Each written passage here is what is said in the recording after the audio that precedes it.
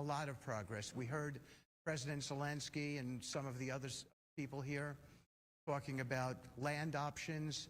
That will be the most critical issue, and that's subject. And we're going to be continuing on with those discussions, and hopefully we'll be able to meet or come up with certain compromises with regard to that.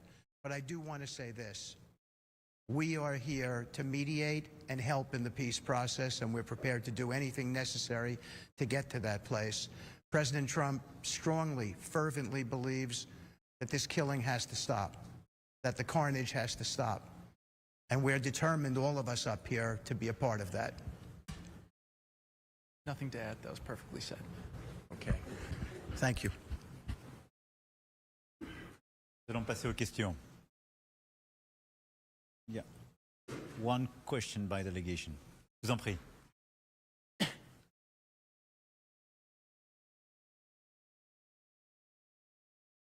Bonsoir. Claire Gatinois pour Le Monde. Bonsoir messieurs les présidents, chefs d'État, chefs de gouvernement. Bonsoir messieurs.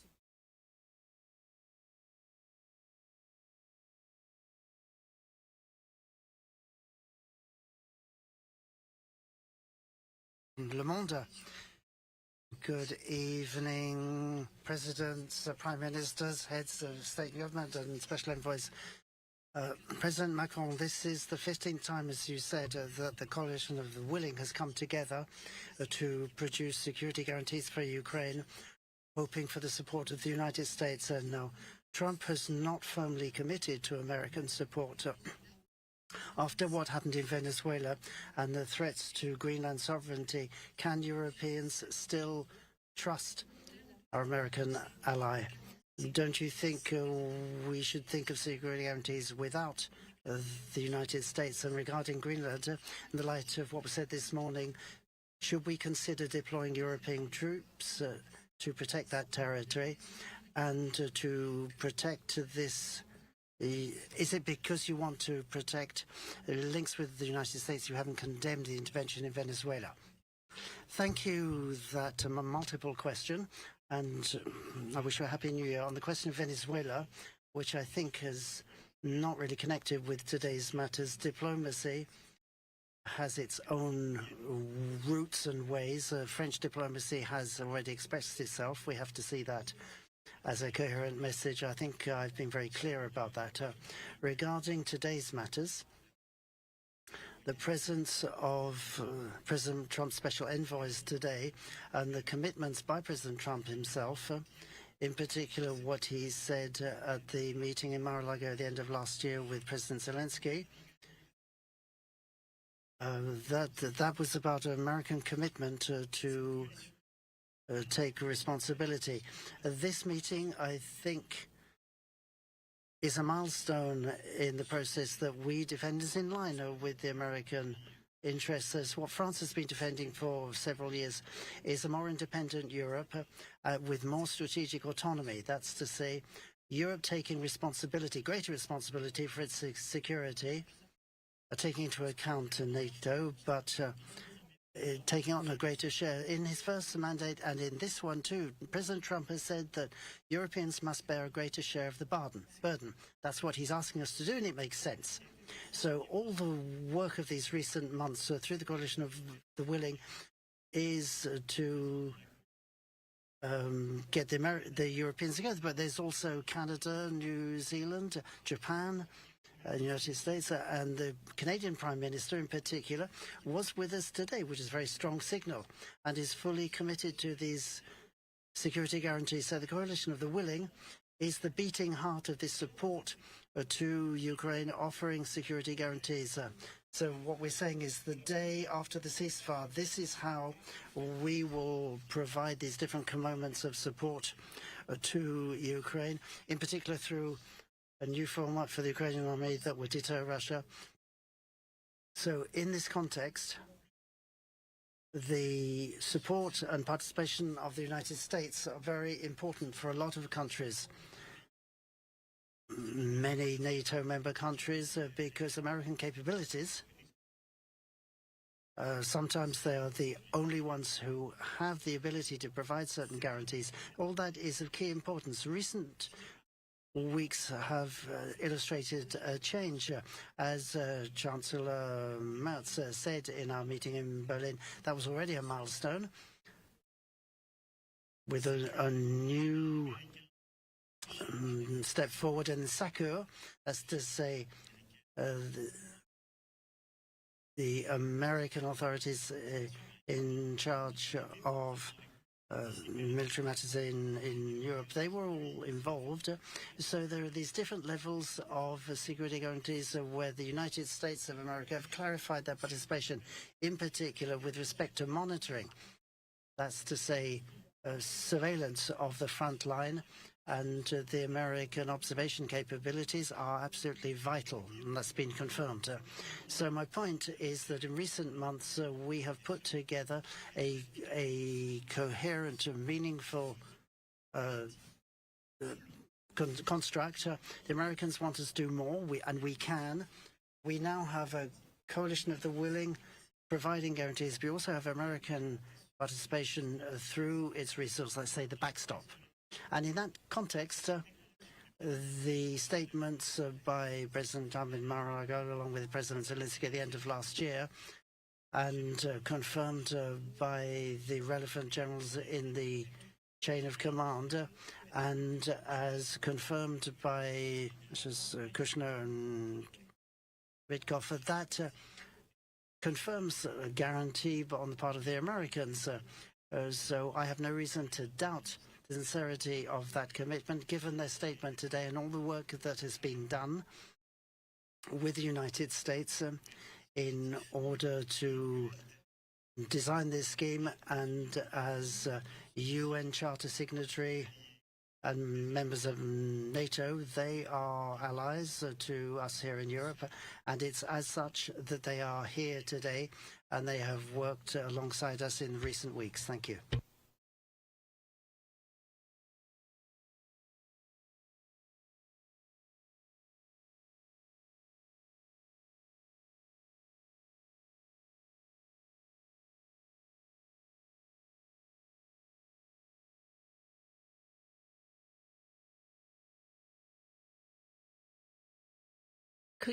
Could you say that these security guarantees are ready to be put in place? And what about the legal framework? What would be the institutional basis? Would that be an invitation for a multinational force?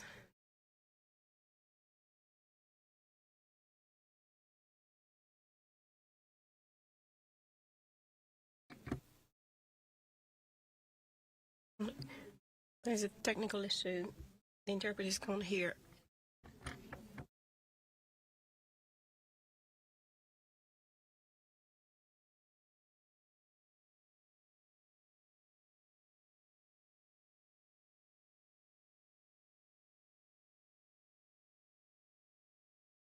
Thank you for the question. Firstly, I think that the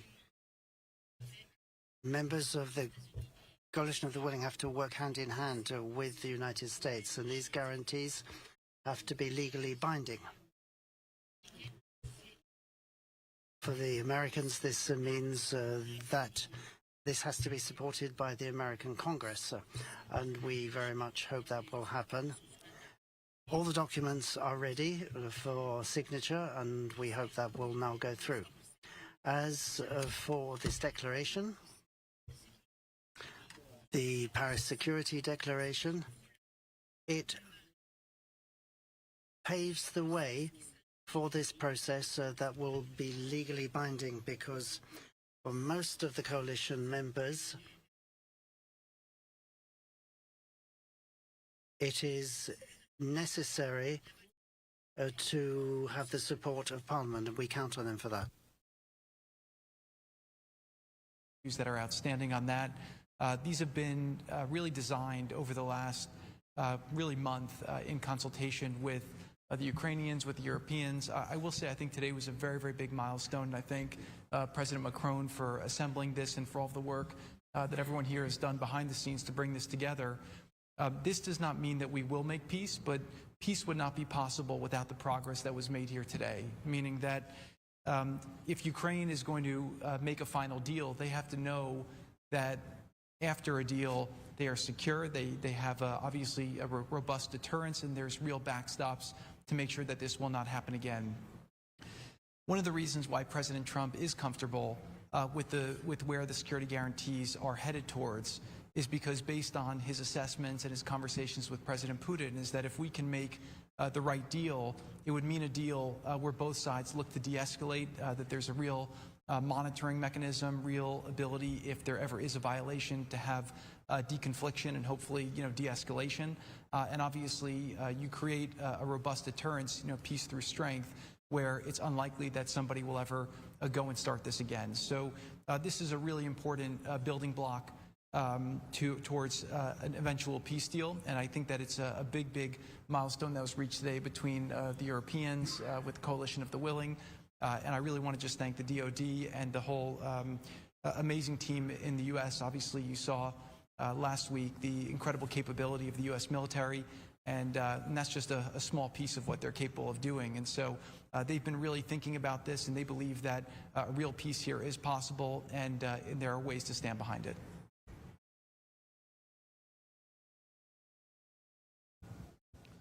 James Mates, ITV News from London.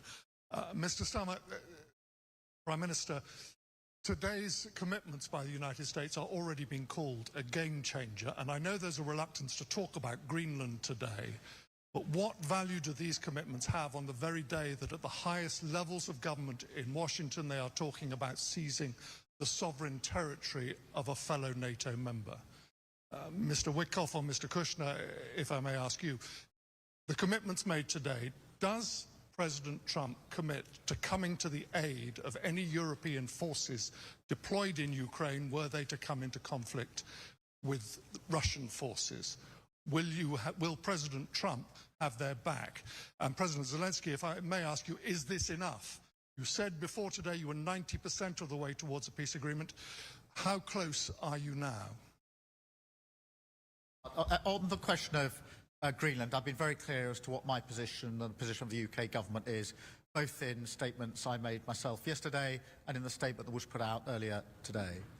I've been equally clear that the relationship between the UK and the US is one of our closest relationships, particularly on issues on defence, security and intelligence, and we work with the US 24/7 on those issues.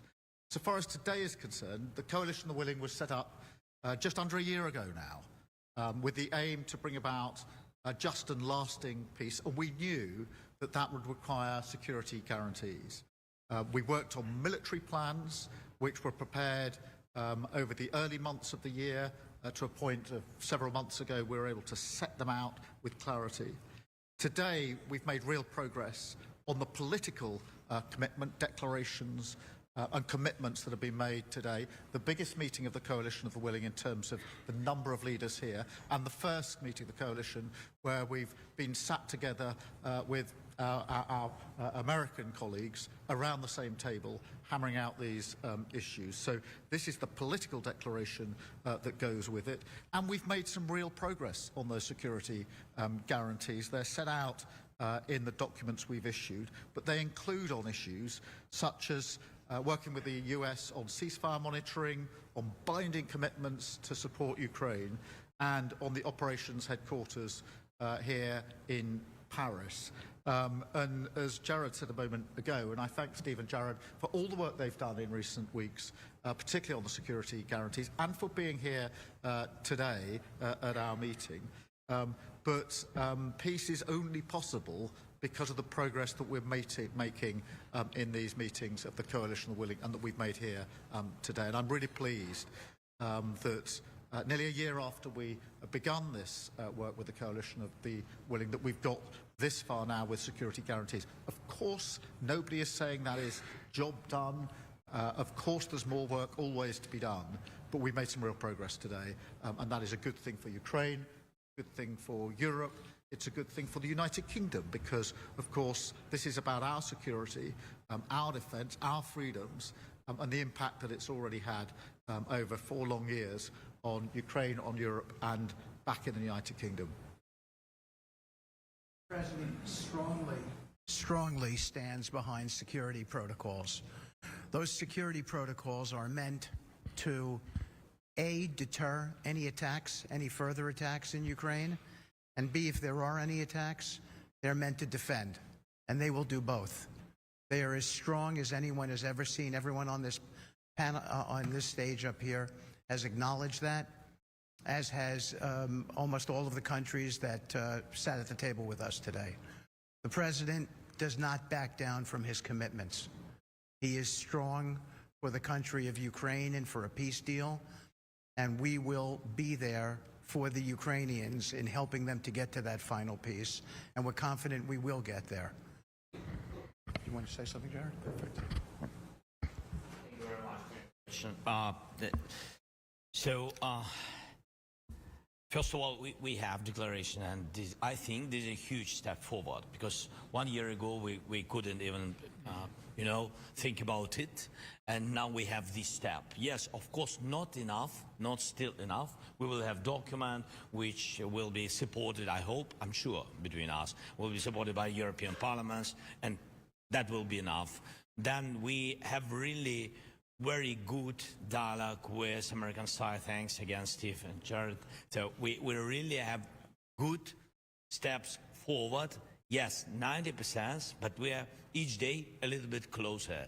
It's still not enough to have a peace, because enough when the war will finish, will end in Ukraine, we still have losses. So it's still not enough. Thank you very much. Bonsoir, guten Abend, Bundeskanzler Merz, Michaela Wiegel, Frankfurter Allgemeine Zeitung. Hier ist von vielen wichtigen Etappen die Rede. Eine wichtige Etappe ist vielleicht auch, dass Deutschland bereit ist, militärisch sich an der Koalition der Willigen zu beteiligen. Herr Bundeskanzler, reicht es im Zeitung. You talked about major milestones. One of them is perhaps that Germany is willing to make a military contribution to the coalition. Do you think that's enough to put forces in a neighboring NATO area? Could you say a bit more about that? There are expectations. You said that Germany is the biggest supporter. So do you think we should up our military contribution? Thank you, Ms. Wiegel, for that question. Yes, we discussed that at length amongst us today. I've said on behalf of the government that, of course, we're willing to participate in the security guarantee. Exactly how? At the moment, that's an open issue, because the whole package as a security guarantee has not yet been fully addressed. We have some very specific proposals available. If Germany is going to be in, that will mean there has to be a decision by the German government, followed by confirmation from the parliament.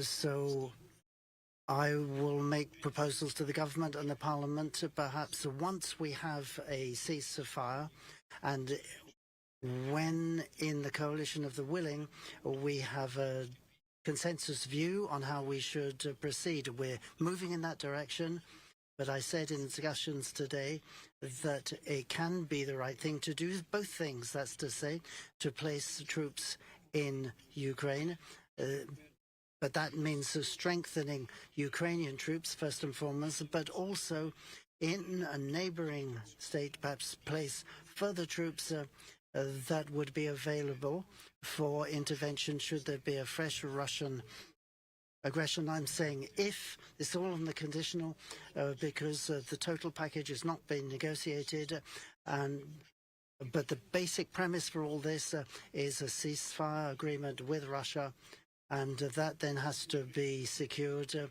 with the appropriate military support to Ukraine. And I want to stress once again, it's not just militarily supporting Ukraine, talking about military support for peace and freedom in Europe, and that is why we are also committing to that. It's not just about the territorial integrity of Ukraine. It's about the lasting maintenance of the political freedom and peace that we have in Europe. We've always protected that, and deterrence has been the case of the last 70 years, and I imagine that will be the case over decades going forward as well. Thank you. That's the end of the press conference. Thank you all very much, and good